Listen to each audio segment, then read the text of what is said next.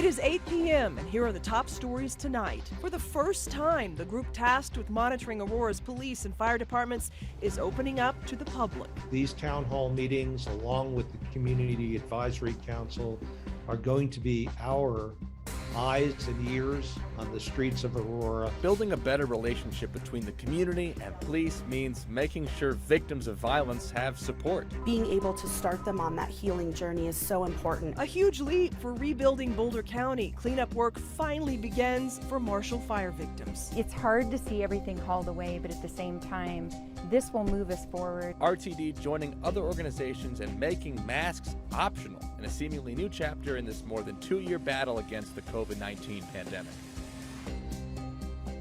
Good evening and thank you for watching Denver 7 News on Local 3. I'm Jacqueline Aller. I'm Danny New. The city of Aurora is facing a crisis that stems between its community and its first responders. But tonight, for the first time, a town hall is being held by the company in charge of addressing those issues within the city's police and fire department. Now, this meeting tonight is addressing disturbing patterns of civil rights violations, use of excessive force, and bias towards people of color. Issues so severe, Colorado's Attorney General is giving the city's police and fire department 2 years to get their act together. Denver 7's Rob Harris is at the meeting and joins us with more. Consent decrees are controversial, and that's the reason behind this town hall tonight. It's going to be a chance for the people of Aurora to ask their questions of their police departments and fire departments. Now, the question is, how much change can we expect to happen from these consent decrees?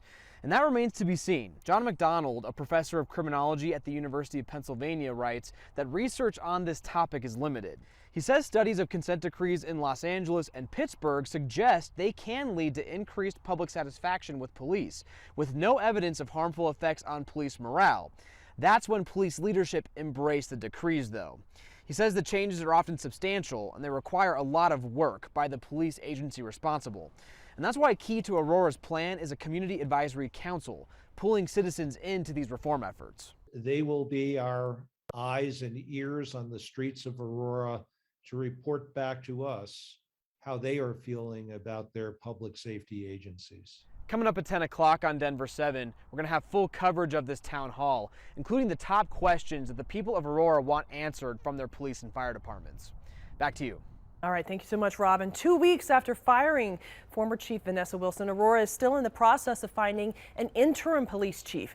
Chris Jewell is leading the department in an acting basis, and the city's aiming to have a permanent chief within 6 months. And as Aurora works to rebuild its relationship between police and the community, part of the equation involves making sure that victims of violence are able to receive adequate resources and support. Thankfully, there is a team of healthcare providers trying to help. Denver 7 CB Cotton joins us live from the UC Health Anschutz Medical Campus in Aurora with more details.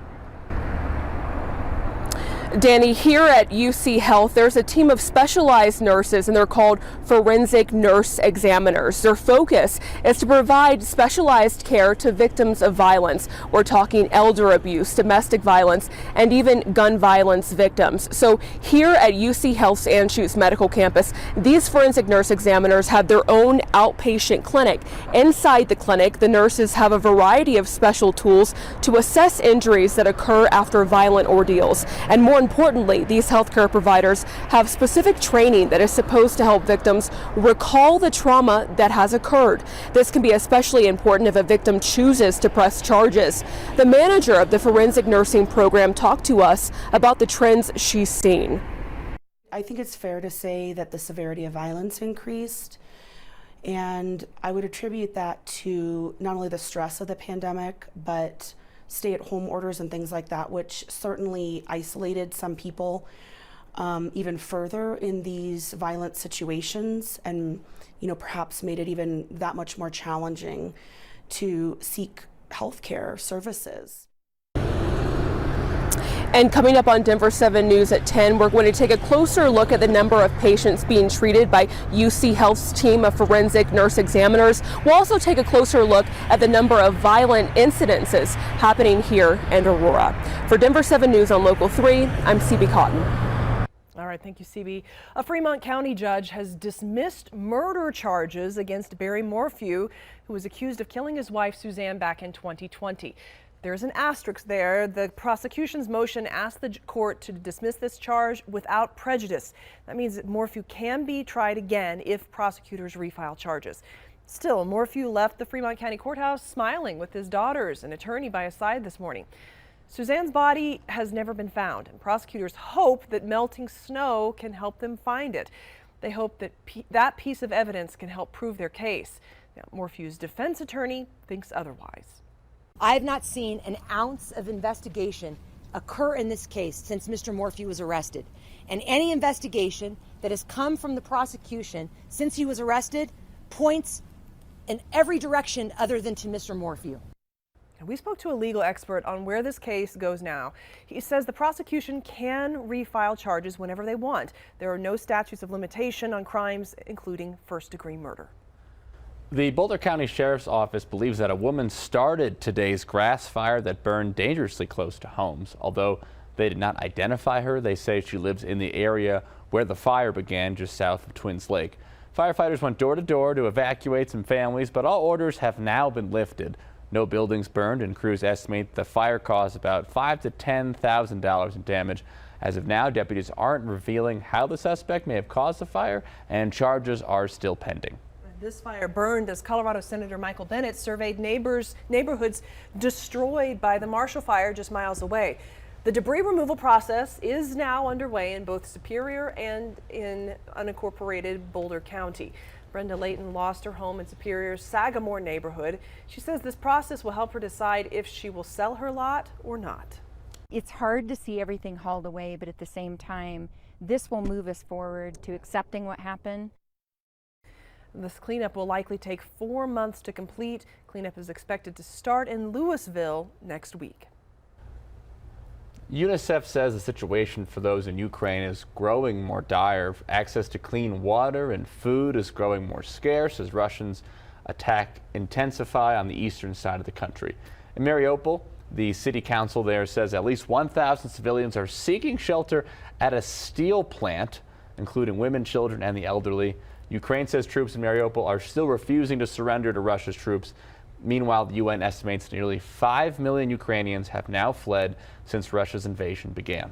The Department of Justice says it will wait to appeal a Florida judge's ruling that ended the transportation mask mandate. The DOJ says the mask order remains necessary for public health, but it wants to wait for an official ruling from the CDC, who was set to extend the mask mandate through May 3rd. If they believe that extension is necessary, the DOJ will appeal the ruling. Today, RTD announced it is lifting the mask requirement on trains and buses.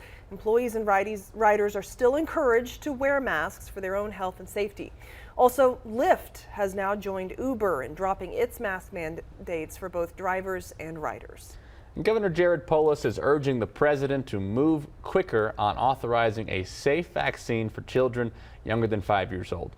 In a letter to the White House, the governor says there are, quote, more than 250,000 children in Colorado younger than 5 who remain at risk to this pandemic, end quote.